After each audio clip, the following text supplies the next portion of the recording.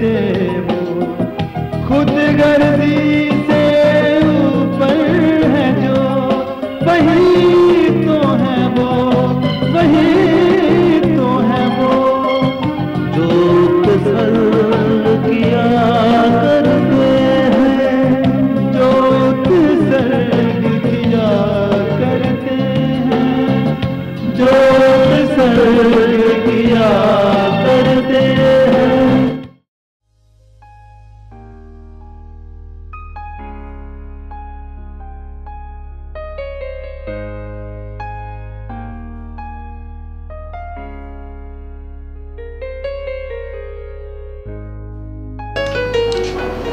Sir, one squadron leader Bhushan Thapar has come. Right, sir. आप जरा lobby में बैठिए, सर आपको भी बुलाते हैं। Thank you.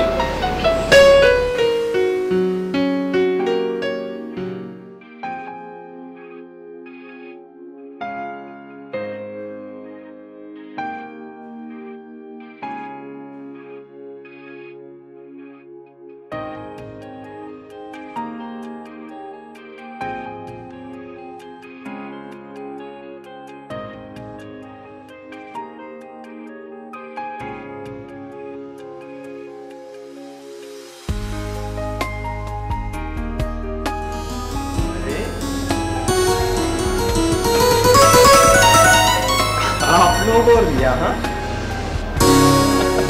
वाह, क्या इत्तेफाक है। मैं सोच ही रहा था कि आज शाम को आपके घर मिलने आऊं।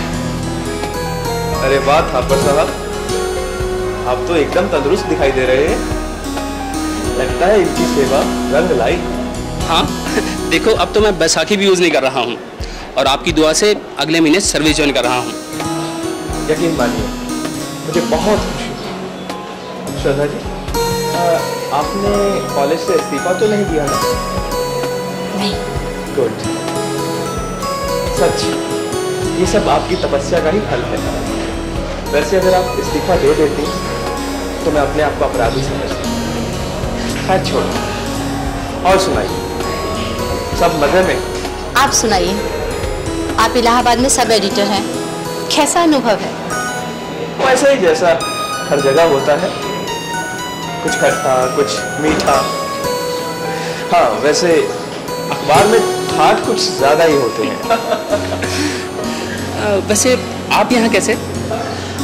एक कहानी छुपवाने के प्रयास में हूँ, पर क्या करें, आप तो जानते ही हैं आजकल लेखक से ज्यादा बड़ा साहित्यकार तो लिखकर होता है। 100 चक्कर तो लगाना ही पड़ता है। आप लोग यहाँ कैसे? मिस्टर वर्मा मेरे मित्र हैं। अच्छा अच्छा, सोचा आप अंदर जा सकते हैं, सर आपके अंदर। Thank you.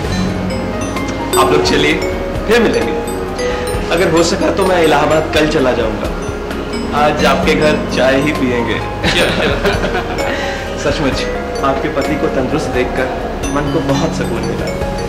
अच्छा, bye.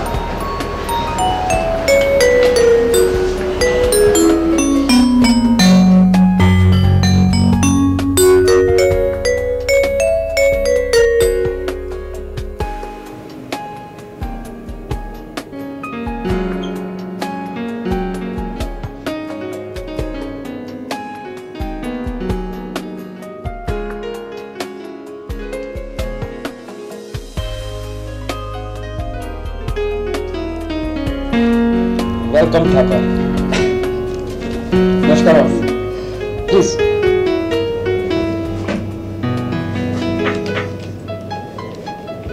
Nice to see you. कब ज्वाइन कर रहे हो? अमा यार, टारगेट पर आओ वर्मा। ये सब बातें तो आज रात को डिनर पर हमारे घर में होंगी। तुम ये बताओ, तुमने अपराध कहानी पढ़ी? हाँ पढ़ी, और दोनों पढ़ी।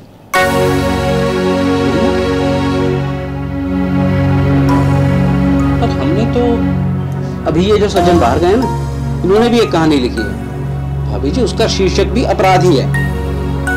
आप यकीन मानिए, उसकी कहानी और आपकी कहानी का सब्जेक्ट, इशू, रूपरेखा, प्रॉब्लम सब एक जैसा है, बस थोड़ा सा शैली का अंतर है। एक बात बताइए भाभी जी, यहाँ चोरी किसने की, उसने या आपने? आप मुझे उनकी कहानी दिखाएंगे? हाँ श्योर। ये लीजिए।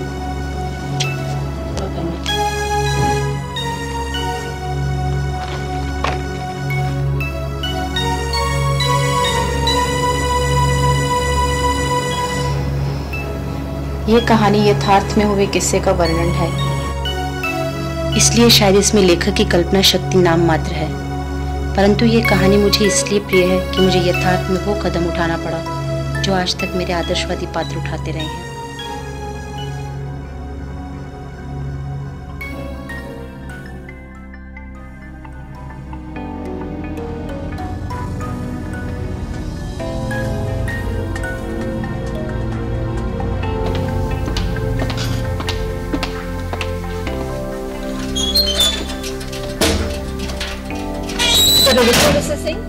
ये मेरा रजिस्टर भी अपनी अलमारी में रख दो। आप भी गजब करती है Mrs Gupta. Is it my अलमीरा? मैम, इट इज पब्लिक अलमीरा। आप जब चाहे जो चाहे रख सकती हैं और जब चाहे बंद कर सकती हैं। So nice of you.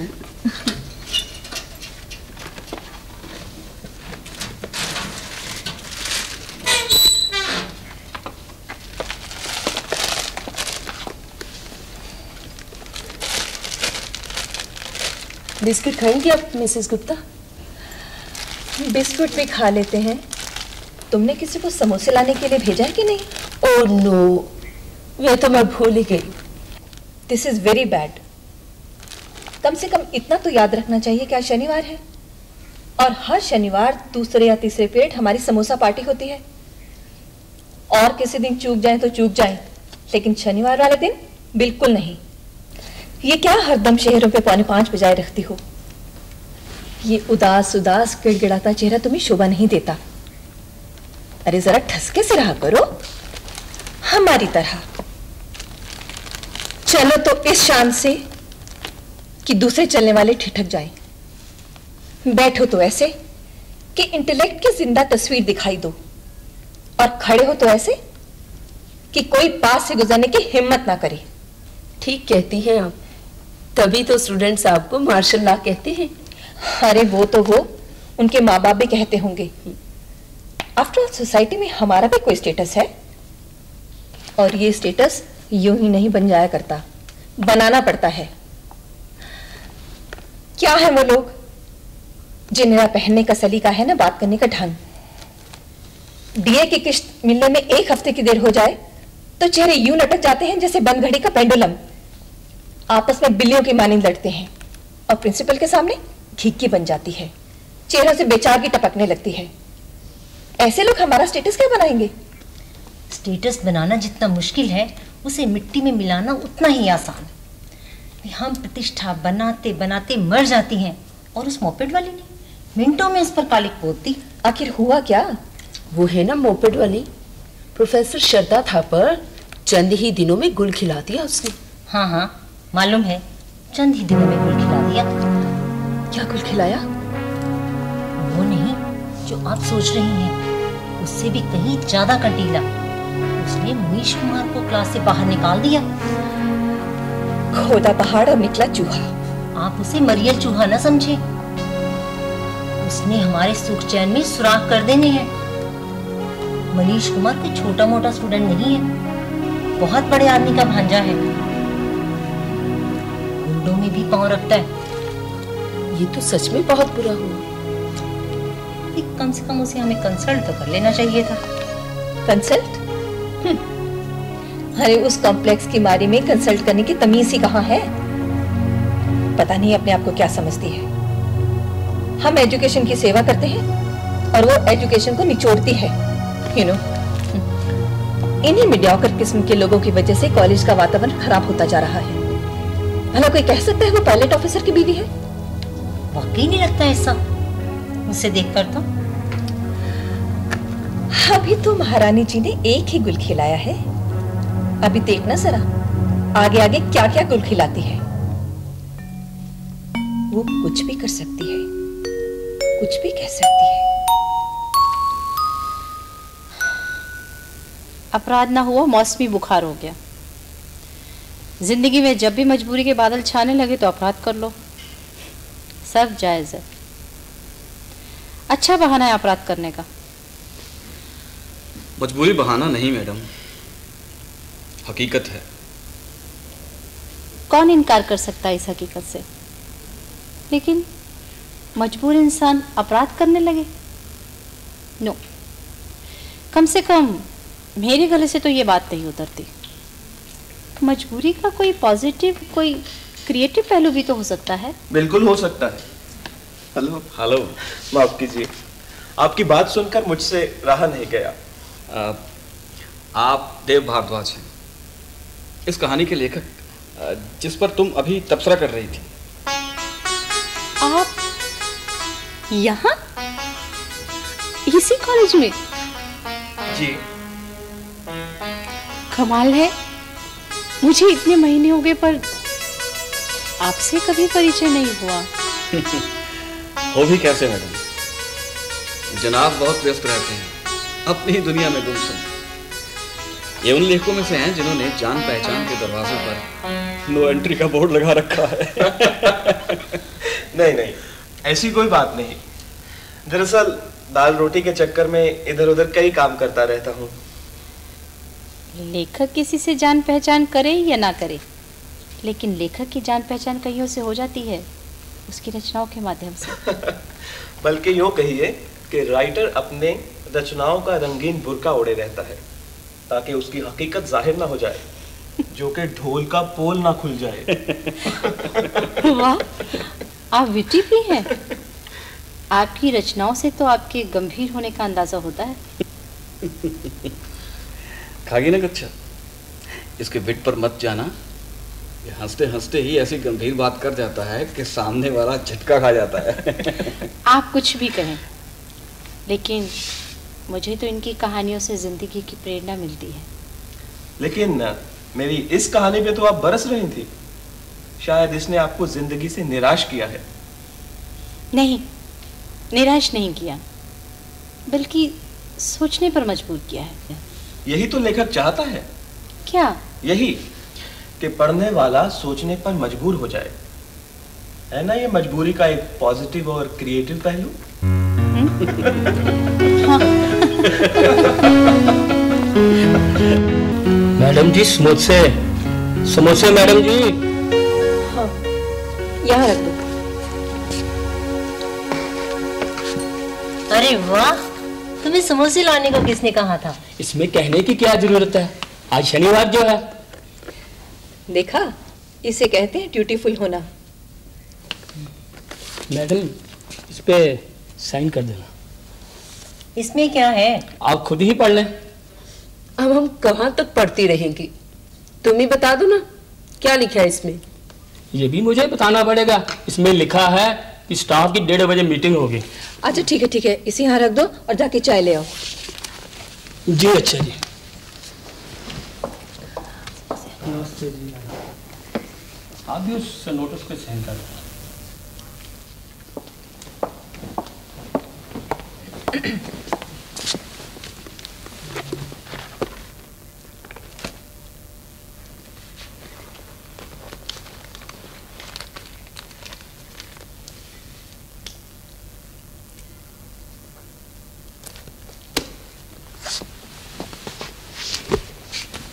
आप समोसा खाएंगी मैडम? धन्यवाद। मुझे ये पेपर चाहिए। ये इंग्लिश का पेपर है, हिंदी का नाम भंज के पास है। कभी कभी दूसरों की भाषा भी पढ़ लेनी चाहिए। भाषा समझ ना आए तो समझानी पड़ती है। अगर इसी तरह चलता रहा ना तो एक दिन ये कॉलेज हमारे लिए जेल बन जाएगा। मुनीश, उसने तुम्हें क्लास से बाहर निकालकर हमारी ताकत को चुनौती दी है। अगर हम खामोशी से इस बेइज्जती को पी गए तो को एजुकेशनल कॉलेज में किसी से आंख नहीं मिला पाएंगे और उसके हौसले खुल जाएंगे। सिर्फ उसके ही नहीं, बल्कि हर प्रोफेसर हमें दबाने की कोशिश करेगा। इसी बात की तो मुझे चिंता है, लेकिन सोचने की बात यह है कि किया क्या जाए। नित्ता evil in the butt। कैसे? स्टूडेंट्स यूनियन के प्रेसिडेंट हो तुम, हड़ताल का नोटिस दे दो। हड़ताल? लेकिन किस इशू पर? इशू का क्या है, इशू तो कुछ भी बनाया जा सकता है। जैसे अपने एग्जाम शुरू होने में केवल 3 महीने रह गए हैं और अभी तक हमारे सिलेबस नहीं खत्म हुए, एक्स्ट्रा क्लासें लगाई जाएं। और अगर एक्स्ट्रा क्लासेस ना लगाई गई तो हम हड़ताल कर देंगे। ये तुम हड़ताल के लिए इशू बता रहे हो या अपने पांव पर मारने के लिए कुल्हाड़ी थमा रहे हो? जनाब, सारे प्रोफेसर्स हमारे अगेंस्ट हो जाएंगे, हमारे खिलाफ शिकायतों का पिंडोरा बॉक्स खुल जाएगा। और फिर अपने ड्यू पीरियड तो हम लगाते नहीं, एक्स्ट्रा क्लासेस क्या खाक लगाएंगे? गुरु ठीक कहता है मनीष, सारे टीचर्स को अपने खिलाफ करना अक्लमंदी नहीं है। सिर्फ टीचर्स ही नहीं बल्कि स्टूडेंट्स भी हमारे खिलाफ हो जाएंगे। मैं तो कहता हूँ इस चिचड़ी मैडम को सारे स्टाफ से आइसोलेट कर दो, उसे इतना तंग करो कि ये तौबा तौबा कर उठे। लेकिन हो सकता है कि ये स्टूडेंट्स के हित में ना हो। अगर उसने तंग करने वाले स्टूडेंट्स की शिकायत लगा दी तो उन्हें कॉलेज से निकाला भी जा सकता है। यस, तभी बनेगा हड़ताल का रियल इशू, स्टूडेंट्स वर्सेस श्रद्धा थापर।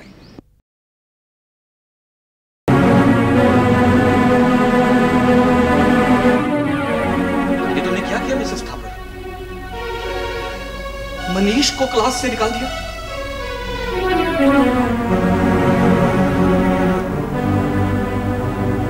आप तो ऐसे परेशान हो रहे हैं जैसे मैंने कोई अपराध किया। मैडम, अपराध करके लोग बच जाते हैं, बरी हो जाते हैं। जो कुछ तुमने किया है वो अपराध से कहीं ज्यादा गंभीर है। तुमने खामोश ठहरे हुए पानी में पत्थर फेंका है। जानती हो इससे कितना कीचड़ फैलेगा? चलो, यहाँ के कर्णधारों को मालूम तो हो जाएगा कि सिस्टम में कितना कीचड़ है। कीचड़ का ज्ञान होगा तो उसे दूर करने की जरूरत नहीं पड़ेगी। ये तो अच्छी बात होगी। शायद तुम्हें अंदाजा नहीं कि इससे वातावरण कितना प्रदूषित होगा।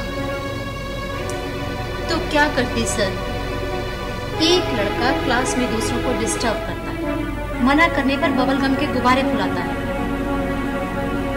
उसे सजा ना देती तो खुद क्लास से बाहर निकल जाती। अकेली तुम्हारी ही क्लास में तो ऐसा नहीं होता, सबकी क्लास में होता है, होता रहा है। तो क्यों बर्दाश्त करते रहे आप ये सब? कीचड़ को फैलने से रोका क्यों नहीं?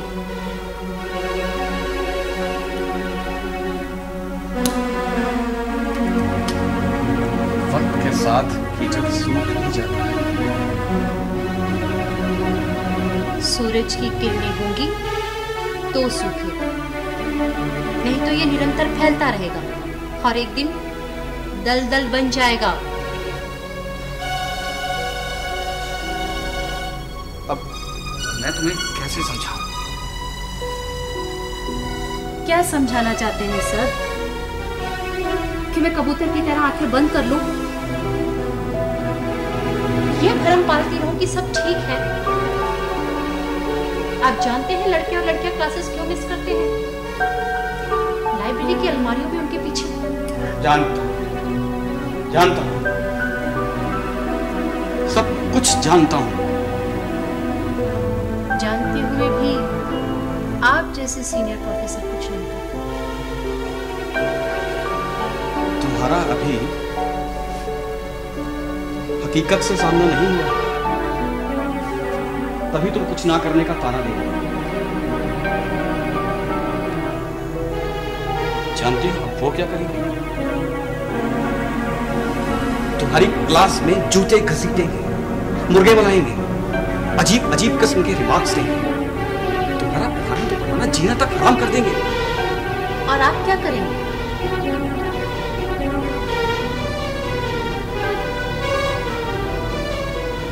सिर्फ तमाशा देखेंगे।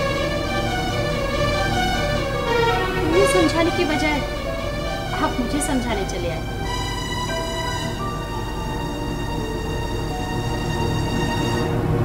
तुम्हें समझाना इसलिए सही है क्योंकि तुम स्टूडेंट्स के साथ साथ स्टाफ को भी अपने खिलाफ कर रही हो। और जब प्यार किया तो रे डरना क्या, जब प्यार किया तो रे डरना क्या, प्यार किया कोई चोरी नहीं की, प्यार किया कोई चोरी नहीं की।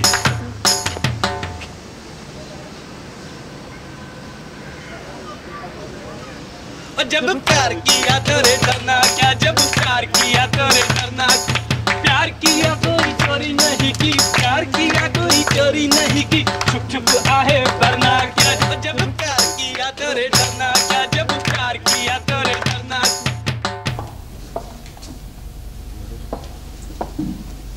सर, आपने मुझे बुलाया? हाँ, बैठो। Thank you sir. Mrs Thapar, ये आपकी क्लास में हर रोज हंगामा किस बात का हो जाता है? हंगामे जैसा तो कुछ नहीं सर, कुछ लड़के हैं जो शरारत करते हैं, उनकी समस्या है, मैं हल कर लूंगी। 2-4 लड़कों की खातिर तुम पूरे कॉलेज का माहौल खराब कर रही हो। सर, मैं माहौल खराब कर रही हूँ? उल्टा मैं तो उन गंदी मछलियों की निशानदेही कर रही हूँ जो सारे तालाब को गंदा कर रही हैं। यही समस्या है तुम जैसी टीचरों की, अपनी समस्या को सारे माहौल की समस्या बना देती हो। पिछले 3 साल से मैं यहां प्रिंसिपल ही कर रहा हूं, मुझे तो आज तक कोई गंदगी नजर नहीं है। शायद किसी ने दिखाई नहीं, या फिर आप देखकर अनदेखा कर रहे हैं।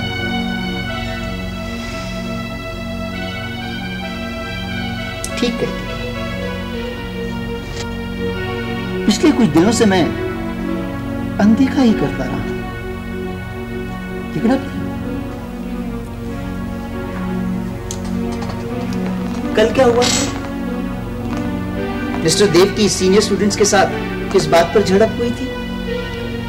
सर, सीनियर क्लास के कुछ स्टूडेंट मेरी क्लास में आके गड़बड़ी करते हैं, बाहर से दरवाजा थपथपाते हैं, हरकतें करते हैं। मिस्टर देव ने उन्हें रोकने की कोशिश की थी। मिस्टर देव ने ही क्यों? सर, वो हमारे कॉलीग हैं, कॉलीग को कॉलीग की मदद नहीं करनी चाहिए। लेकिन ये मदद तुमने लेडीज लेक्चरर से क्यों नहीं ली? मिस्टर सेठ जैसे सीनियर लेक्चरर को क्यों नहीं कहा? क्यों नहीं मुझे बताया? अब मैं समझी सर, मेरे कारण माहौल कैसे खराब हो रहा है। आप अब तक क्या अनदेखा करते रहे हैं? आप जिनसे मदद लेने की बात कह रहे हैं, क्या उनको नहीं मालूम कि कॉलेज में क्या हो रहा है? क्या ये प्रोफेशनल एथिक्स का तकाजा नहीं कि वो अपने आप मेरी सहायता करते? पर नहीं, आराम से वक्त काटकर स्टेटस का रोब जमाने वाले किसी की क्या सहायता करेंगे? लेकिन अगर किसी ने मेरी मुश्किल को अनुभव कर मेरे बिना कहे मेरी मदद करनी चाहिए, तो आपने उसका नाम मेरे साथ जोड़कर मुझे माहौल खराब करने का अपराधी ठहरा दिया। यही न्याय है सर आपका? बात मेरे न्याय या अन्याय की नहीं है,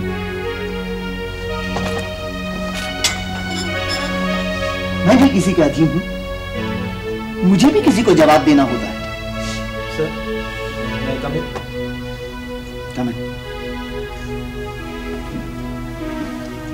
बैठो। सर, मैं चलती हूँ। तुम भी बैठो। मुझे जो कुछ कहना है मैं तुम दोनों के सामने कहूंगा। मिस्टर देव, कितनी देर हो गई है तुम्हें यहाँ काम करते हुए? कोई 2 साल हो गए होंगे सर। इन 2 सालों में तुम ये नहीं समझ सके कि को एजुकेशनल इंस्टीट्यूट की कुछ मर्यादाएं होती हैं, कुछ सीमाएं होती हैं। मुझसे किसी सीमा का उल्लंघन हो गया सर? उल्लंघन?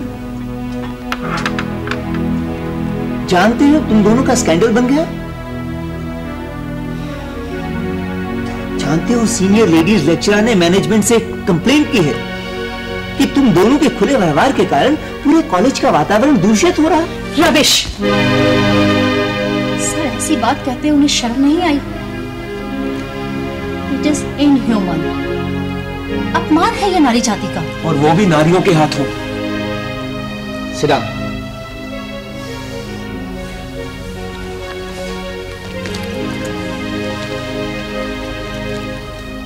किसका अपमान हुआ, किसने अपमान किया, इससे मेरा कोई सरोकार नहीं।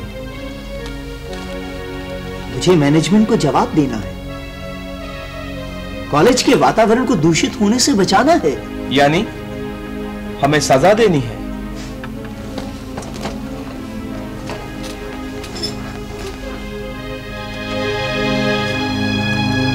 मैं तुम दोनों को सजा नहीं देना चाहता, बल्कि मैं तो तुम दोनों को बचाना चाहता हूं।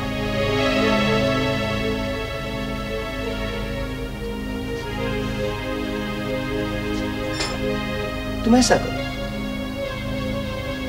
तुम दोनों मुझको लिखकर दे दो कि तुम्हारा आपस में कोई संबंध नहीं। और आज के बाद तुम दोनों एक दूसरे से बात नहीं करोगे। क्यों बात नहीं करेंगे? ये मेरे दोस्त हैं, और भला इनकी दोस्ती से मैं इनकार क्यों करूंगी? लिखकर देने का मतलब होगा कि हम दोनों में कोई ऐसा वैसा संबंध था जिसका हमें पछतावा है। नहीं सर, हम ऐसा कुछ भी लिखकर देने को तैयार नहीं। ऐसी हालत में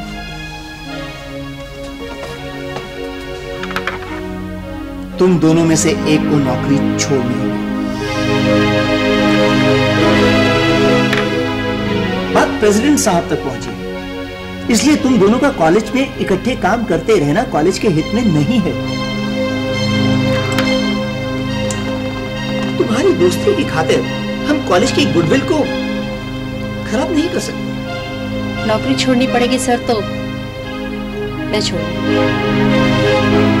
मेरे कारण इनके स्टूडेंट से झड़प हुई है, अपराध मेरा है, नौकरी भी मैं ही छोड़ूंगी। तुम छोड़ो या ये छोड़ो, इससे मुझे कोई वास्ता नहीं। हाँ, 48 घंटे के अंदर अंदर ये आप फैसला कर लें कि आप में से त्याग पत्र किसने देना है। ठीक है सर।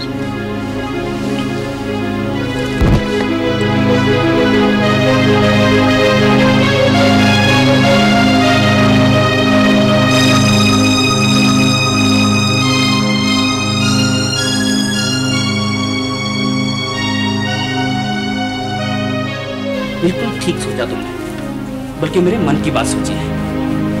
अगर तुमने अपनी क्वालिफिकेशंस और टैलेंट का प्रयोग नहीं किया तो उसे जंग लग सकता है। अच्छा, मेरे टैलेंट के जंग लगने की इतनी चिंता थी तो आज तक क्यों नहीं कहा? डर के मारे। ये हमारे बीच में डर कहाँ से आ गया? अब डर का क्या है, कहीं से भी चुपके चुपके चला आता है।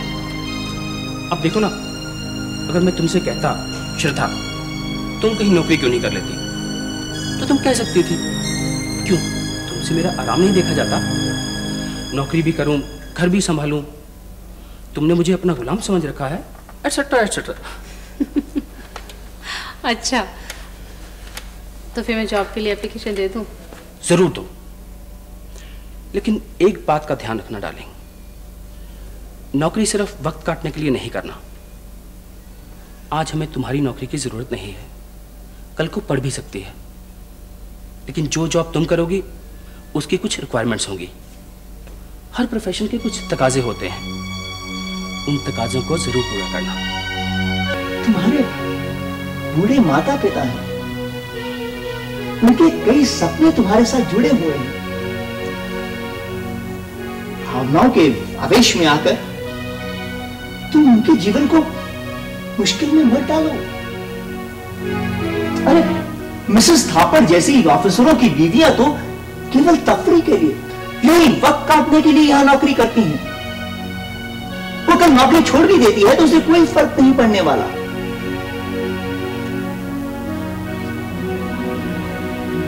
तो मेरी बात समझ रहे हो ना? जी सर, आपकी नसीहत याद रखूंगा।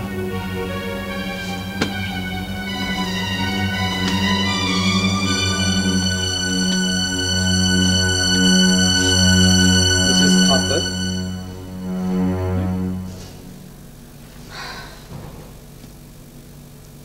क्या सोच रही हैं आप?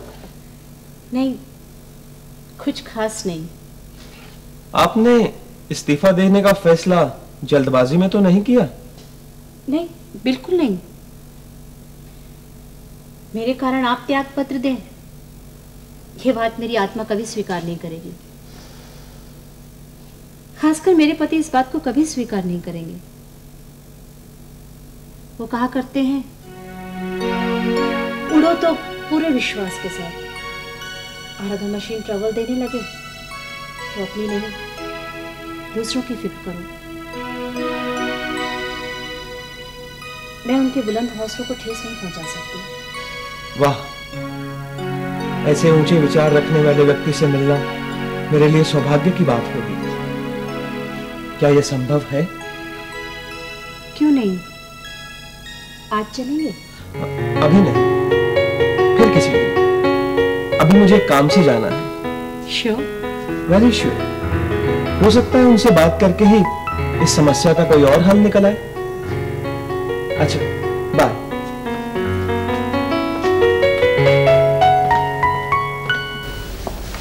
बाबा, बाबा। आगी बेटी, मैं तुम्हारी राह देख रहा था। क्या कहा डॉक्टर ने? डॉक्टर तो हर बार तसल्ली देता है, साथ में ये भी कहता है कि ठीक होने में भी समय लगेगा। लेकिन मेरा भरोसा है बेटी कि तुम्हारी हिम्मत और हौसले के आगे वक्त को भी सर झुकाना पड़ेगा। क्या ईश्वर नहीं देख रहा कि तुम कितनी मेहनत कर रही हो? कॉलेज, ट्यूशन और फिर दिन रात साहब की सेवा। वाह बेटी वाह, इतनी भयंकर हवाई हादसे का जिस हिम्मत से तुम सामना कर रही हो, उतना तो साहब ने हादसे के समय नहीं किया होगा। ईश्वर हमारी सहायता जरूर करेगा बेटी। बाबा। ना बेटी ना, मन को कमजोर मत करो। ऐसी कमजोरी तुम जैसी बहादुर बेटियों को शोभा नहीं देती। मैंने साहब के लिए साबूदाना की खीर बना रखी है, जाओ जाकर खिला दो।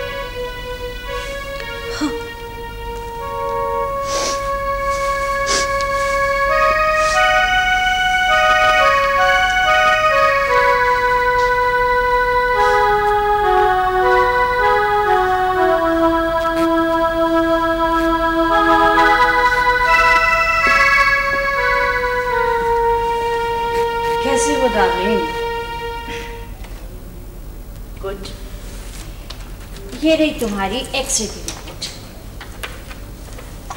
डॉक्टर कहता है तुम 70% ठीक हो चुके हो, और ये जो तुम्हारी स्पाइनल कॉर्ड की चोट है, ये भी कुछ दिनों में ठीक हो जाएगी। और हाँ, ये जो तुम्हारी आवाज़ बंद हो गई है ना, ये स्पाइनल कॉर्ड की चोट की वजह से नहीं, बल्कि शॉक की वजह से। और इस शॉक पर तुम अपनी विल पावर से विजय प्राप्त करोगे। बेटी, कोई देव भारद्वाज साहब आपसे मिलने आए हैं। उन्हें अंदर ले आओ। आइए प्लीज। ये वही लेखक है जिसकी कहानियां मैं तुम्हें पढ़ पढ़ कर सुनाया करती थी, और जिन्हें सुनकर आप यकीनन बोर हो जाते होंगे। आइए। Thank you. ये है देव भारद्वाज, और ये मेरे पति भूषण थापर। वही भूषण थापर जिनका हवाई हादसा हुआ था? आपको कैसे मालूम? अरे आप नहीं बताएंगी तो क्या हमें पता भी नहीं चलेगा? जनाब, ऐसी एडवेंचरस खबरें तो अखबारों में भी छपती हैं। एक पक्षी के साथ आपका जहाज टकराया था ना? अरे, आपको ये भी मालूम है? अरे मैं तो ये भी बता सकता हूँ कि वो पक्षी कोयल थी। ये भी अखबार में छपा था? थापर साहब, आप बताइए, वो पक्षी कोयल थी कि नहीं? के कारण उनकी जबान भी प्रभावित हुई है।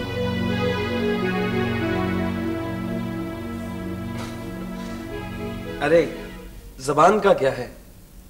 जबान तो इंसान की चेटी है, नौकरानी। जब जी चाहा खामोश कर दिया, जब जी चाहा बोलने का हुक्म सादर कर दिया। और फिर जो बात आंखों से और चेहरे से कही जा सकती है वो जुबान से कहा। थापर साहब, आप अपनी आंखों से मुझे बताइए, वो पक्षी कोयल थी ना? कोयल नहीं थी? हो भी कैसे सकती है?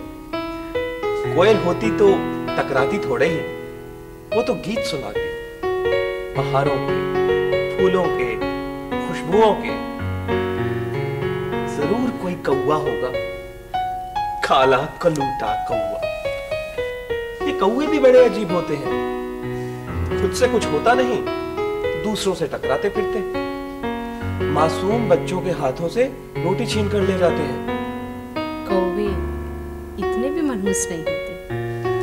छत के मुंडेर पर अगर कौवा बोले तो अपनों के आने की खबर होती है। हाँ, कुछ कौवे ऊंची नस्ल के होते हैं, मेरी तरह।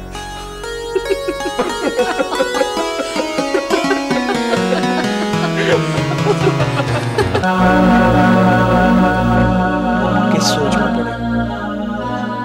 श्रद्धा के साहस और दृढ़ निश्चय को देखकर तुम्हें निश्चिंत हो जाना चाहिए।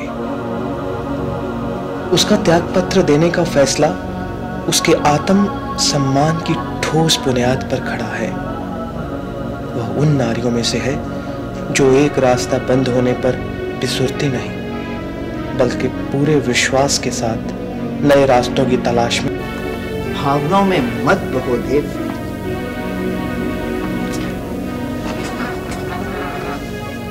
तुम लेखक हो, इसीलिए तुमसे कह रहा हूं। कलम पेट नहीं पाल सकती। हाँ, पेट कलम को पाल सकता है। कितने पापड़ बेलने और जगह जगह धक्के खाने के बाद आज तुम्हें यह नौकरी मिली है। और अगर कहीं अपनी बेवकूफी की वजह से इस नौकरी से हाथ धो बैठे तो तुम फूटी कौड़ी के नहीं रह जाओगे।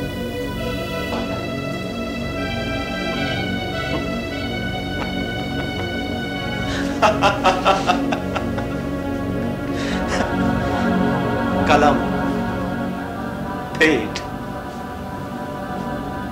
कलम और भावनाएं। कलम, पेट, भावनाएं।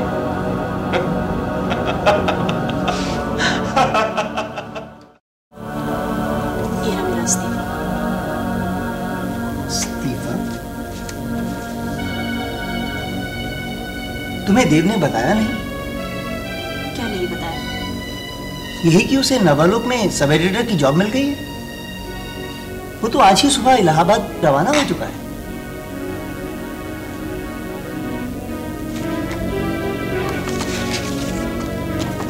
ये रहा उसका इस्तीफा।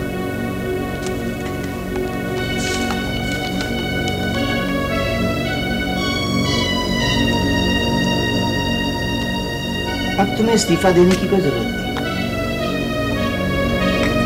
जाओ, जाकर पी लेना। देखो श्रद्धा, हालात के साथ समझौता करना ही पड़ता है।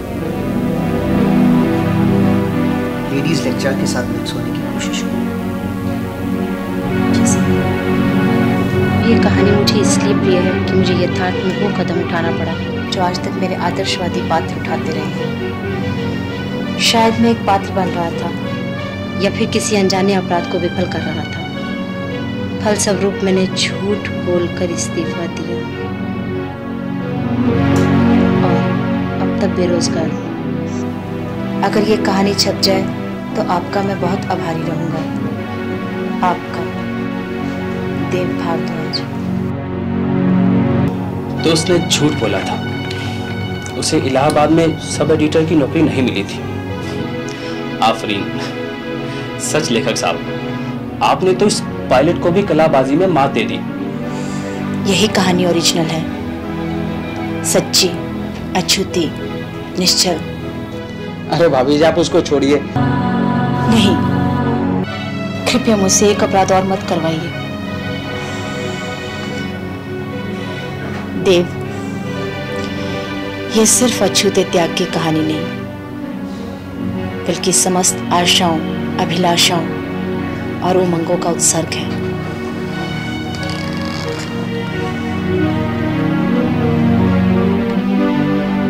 मैं देव का यह उत्सर्ग व्यर्थ नहीं जाने दूंगी। ये जिंदा रहेगा, एक अछूते त्याग की दास्तां बनकर। धन्यवाद।